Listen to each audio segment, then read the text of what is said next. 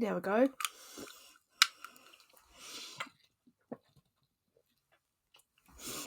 Hello everyone, welcome back to the channel and welcome to our cozy little corner of the internet. I am AP Calculus and today I'll be reading the second half of chapter 6 of Double Dare. Hope you guys enjoy and there will be an update on the subscriber specials at the end of the video. Midoriya took one last look at the 3 sketches before him. He knows exactly what the him of 4 months ago would have chosen. Past him would have gone for the costume that looked the most traditionally heroic. The one with the ears that represented All Might's hair and the permanent smile on the mask. But now it just doesn't feel right. It's not that he hated All Might or anything. He may have said some hurtful things to him, but it was just coming from a place of honest concern, just like his mother. Heroics is a dangerous career, and the lack of a quirk makes it all the more risky. So he understood why they told him no. It still hurts though. Midoriya has had a hard time thinking about All Might without remembering all the other voices of doubt he's heard his whole life. And all those doubts cloud his brain and make it harder for him to focus on proving them all wrong. So he got some new bedding and took down some of the posters and replaced them with that of other heroes. He didn't get rid of all his merch. In fact, he kept the majority of it. Just sold off enough to pay for the materials for his support gear and make enough room for other merch. Now, instead of a shrine to All Might, his room looks like a shrine to the ideas of heroes in general, and his desk has slowly been converted into a makeshift workbench for his gear. He still needed to go to Maze for most things, but he could do some basic tinkering and some repairs here if he needed to. All of which to say, he doesn't want to look like All Might anymore. He wasn't anything like him in any other aspect, so why should he emulate his aesthetics? Where All Might was strength, he was dexterity. Where he was a symbol of peace, he would be a symbol of change. Where he was fame and adoration, he would be the shadows and obscurity. There were opposites really in a lot of ways. He didn't set out for it to be that way, but they were. So the costume that would have once been perfect, it was now an easy write-off. With a sigh, he set it aside and took the remaining 2 designs out to the living room. He would be showing them off to Dare first, going over some of the versatility aspects of the costumes that he didn't really want to worry his mother with, and then he would show her while they ate dinner, in hopes that the food would distract her from asking too many questions. It wasn't that she was unsupportive, but he could tell she was still a little hesitant and apprehensive of the idea of him becoming a hero. She worries, she's a warrior, and Midoriya likes to think that she would be just as worried if he did have a quirk. But she plasters on a smile anyway, and tells him to follow his heart despite her anxiety, and in exchange he smiles back and promises to stay safe. When he enters the living room, Dare smiles at him, looking excited to see his designs. He was excited to show him too. Dare was nearly as invested in Midoriya's dreams as he was. They were partners after all, so his input meant a lot to him. Okay, so they're both kind of similar as far as colour palette, but with enough key differences, it changes the whole vibe. So really it's a decision of if I want to lean into the whole super stealth thing or into the whole gadgets and tech thing more. Why not split the difference and go for an international super spy and wear a suit like James Bond? Midoriya knew it was a joke, but he found himself explaining why that wouldn't work anyway. A suit would be too restrictive and difficult to fight in, not to mention overly stuffy, which might cause me to overheat. And also, it would clash a little with my gear, so... God, you're cute. That was a joke, Zoo. Now sit down and show me what you got. It took everything in him not to turn bright red and freeze on the spot. Did he just call me cute? Is he trying do the whole platonic flirting thing because I told him Kaminari does it. Is this something he's going to do from now on, or is this a one-time thing? Does he expect me to do it back? Should I? It wouldn't come out nearly as smoothly if I did say it, and if I'm stuttering when I say it, he might think it's sincere. Would it be? How am I supposed to respond to this? Do I respond at all, or should I just ignore it? Would ignoring it be insulting, or would it be like an acceptance? I suppose moving on as if normal might be best. Responding to it might make them uncomfortable, right? Okay, yeah, let's just hope I'll just ignore it for now and see what happens again. In movements that were a little too quick and mechanical, he sat down next to Dare and showed him the designs.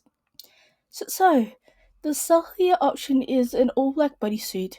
It keeps everything close to my body and obscured, and May said she could weave it in with this visual distortion thread that will make it hard for people to notice me. It's not like actual invisibility or camouflage, but it helps you blend into the background more. Okay, interesting. That could be good for the whole underground thing. Helps with infiltrations and whatnot. But on the other hand, you don't want to be so underground and under the radar that no one knows of your existence at all. If your goal is to be the first quirkless hero and show the world it's possible, then you kinda need the world to see you from time to time. That's a good point. I hadn't really thought of that. Maybe there's a way to turn the distortion field on and off? So I can use it for missions, but I can still turn it off for patrols so I can interact with civilians. Maybe. What's the other one? The other is a bit more cyberpunkish. The jacket has bioluminescent strips that help disguise solar and lunar panels to help provide extra charge to some of my gear. I can't rely on Kaminari being there all the time to charge things for me after all. Inside of the jacket is a highly reflective material, so it can double as an emergency blanket for civilians if I turn it inside out.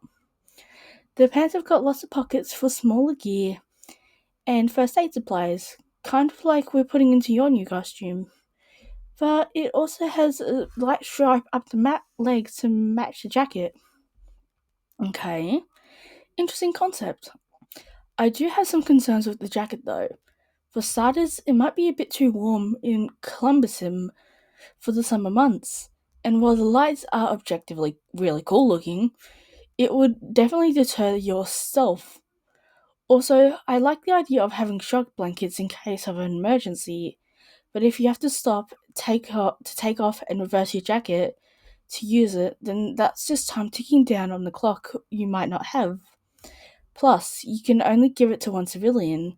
You would be better off carrying 3 or 4 compact foldable blankets in some of these pouches. Then you can distribute them quickly to multiple people without having to undress yourself. Oh, yeah, I guess those are all valid points. Midoriya deflated a little at the realization of he had overlooked so many things. However, the solar and lunar charge packs are a great idea and will definitely help, especially as you add more and more gear to your repertoire. The validation had Midoriya's smile return just as fast as it had left.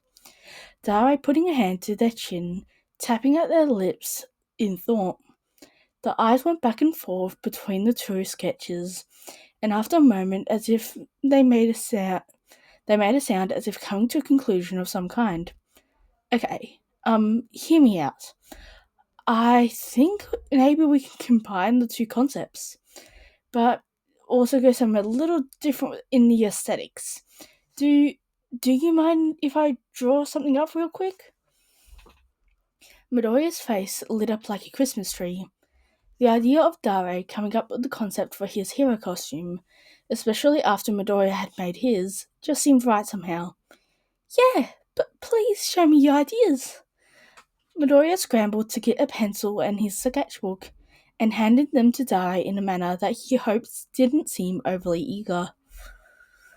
Midoriya chewed at his nail bed and resisted the urge to peer over Dare's shoulder as he worked.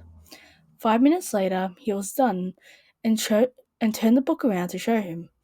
Okay, so I'm keeping the pants from the second sketch, sans the lights, but also keeping the charger strips. Also making them a bit more form-fitted, like the self-suit instead of the jacket. I'm thinking of a tactical vest. Extra pockets will store some first aid stuff, and maybe some smoke bombs in case you need a smooth getaway. Plus, if the vest is bulletproofed, it should put your mom's mind at a bit of ease. Dare chuckled a bit nervously before talking about the other features. Lack of sleeves means the vest shouldn't be too hot in the summer and won't get in your way. We can do a mesh sleeve underneath. You should ask May if there's a way to make the sleeves have the same anti-slice properties as he put into my suit, but also use some of that vision blur stuff. If there's a way to turn it on and off, the whole suit can have it, so you can get this self-suit benefits. But if it's an all or nothing thing, you should just put it into the mesh sleeves, so it's even harder for people to read your moves ahead of time that way. That's a good idea. Thanks. Also, so adding in the gear we know you're going to use, the mask, boots, gloves, wrist beads, and arm guard, it will be like this. As he listed them off, he quickly added them to the sketch. And I don't know how you feel about makeup or anything, but if you did the whole black stripe across your eyes thing, like kind of like that one guy from comics does, it will not only obscure your face more, but it would also help yourself and reduce glare. With all the elements in place, the full ensemble looked like a sort of punk rock, dystopian, zombie movie vibe. It had all the practicality of his two ideas, but looked like it was made for someone way cooler than Midoriya actually was. It was badass, but do you really think I can pull something off like this? I mean, look at me. Oh, I'm looking. That's the point. Think about it, Midoriya. While still stealthy, this creates a very commanding presence. It forces people to take you seriously, even if they see you as a real threat. Even as an underground hero, you still want to be a little bit known, so you can help other Quirkless people carve a space out for themselves in the world. But at the same time, you're opening yourself up to a lot of potential hate. So keeping your civilian identity hidden should help shield you from the bulk of that on your days off. If your hero self is seen as this hard-ass, serious war vet kind vibe, no one will suspect your sunshine and freckles self to be what's underneath. That makes sense, I guess. But what are we going to do? But even with the costume doing most of the work, I doubt anyone would find me intimidating. I wouldn't be so sure. You're an unknown element. There's never been someone like you before, and your mask is going to put you on mute most of the time anyway. So, put yourself in the bad guy's point of view. You parkour your way into the building, unseen and unheard, like a ghost. Knock these guys out with the gear you made, and you're doing it all without superpowers, something that's never been done before. And you do it all looking like this? Daro points at the sketch for emphasis as he says this. I'd be pretty freaking intimidated. Midoriya held the sketch up to his face, worrying at his bottom lip as he thought it through. Daro had a lot of good points. From a practicality standpoint, it combined all the best parts of his ideas and solved problems he hadn't even realized with his earlier concept. Erasing his mum's concerns with the bulletproof vest was a nice touch, and the added weight would be easily cancelled out by his boots' kinetic energy effect. He hadn't really thought about going the whole alter ego thing. He was prepared to just accept whatever hate came his way. But he'd be lying if he said getting to avoid some of it didn't sound really nice. He was mildly concerned that civilians would need in need of rescue would be intimidated by it as well. But turning off the mute or even removing the mask temporarily should help him rescue them if he need be. Beyond his own self-consciousness, he can think of no real reason why this wouldn't work. It was, without a doubt, super cool looking. The more he thought about it, in a way, it almost matched with Dare, in terms of being, well, daring.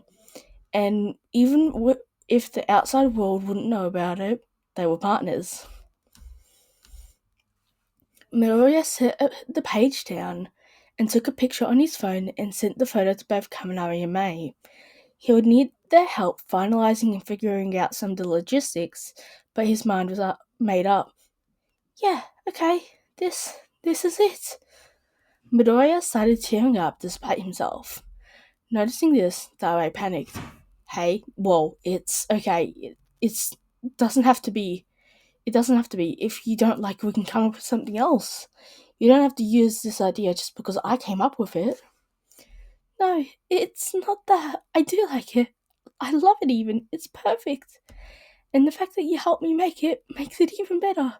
These are happy tears, not sad ones, I promise. Yeah? Well, I'm glad. I'm glad I could help. A shy blush came across Dare's face. You helped me with my new look, so, you know. Thanks, Dare. Midoriya wrapped him in a sideways hug on the couch. He was going to say more, but he heard the sound of his mum's keys in the door. So instead he sprung up and ran to the door to show Mum his costume. As Dare predicted, the bulletproof vest was his mum's favourite feature. Kaminari and Mei were also enthusiastic about it, with Mei being fired up about the challenge of making the costume with so many intricate needs to it. Combining the anti-slice and the vision distortion details into one would take some experimentation and help from her mother, who works on textiles for hero costumes professionally, but she was excited by the possibility of using it for other projects as well. Kaminari alternated back and forth between praising how badass it looked and complaining Midoriya would look cooler than him. Marginally cooler, and only in costume. I still have this more suave personality. He teased, eliciting an eye roll from both Midoriya and Dare. Midoriya planned to get started on the construction on his mask tomorrow with Mei, promising Dare that the helmet would be done right after that, before moving on to the rest of his own gear. Both projects should be done by the month's end, at the latest, and 1 week at the earliest. Dare suspected it would be somewhere in the middle. 1 week of getting his head around the basics of building support gear, and then 1 week of building both of them in record time. Dare didn't stay the night. Midoriya offered, but he said he needed to take care of... He had something else he needed to take care of that night. That was most likely code for vigilante work, so Midoriya let him go without much of a fight.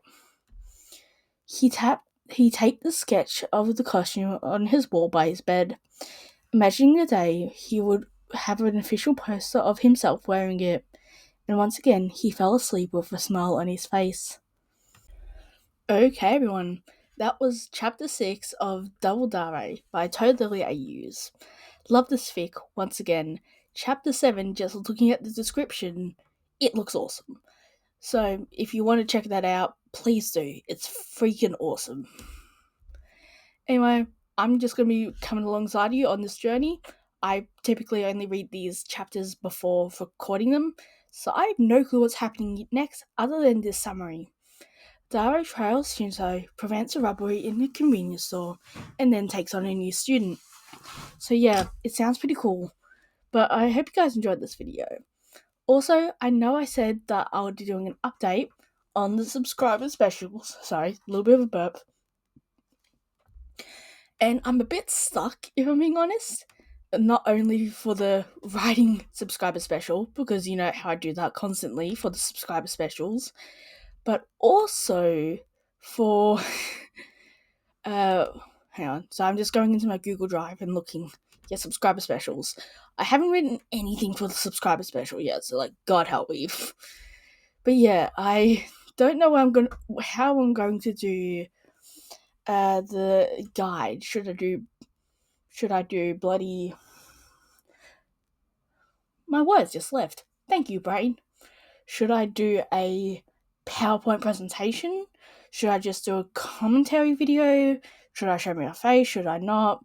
I don't know. I'm an ugly piece of shit anyway, so yeah, classic stuff. But anyways, I just want your input on that sort of stuff, of what you want for the subscriber special. I know I already posted it in my YouTube in the community tab, but if you have any more suggestions, feel free to leave them in the comments. Anyway, have a good day, and I'll see you guys later. Bye bye!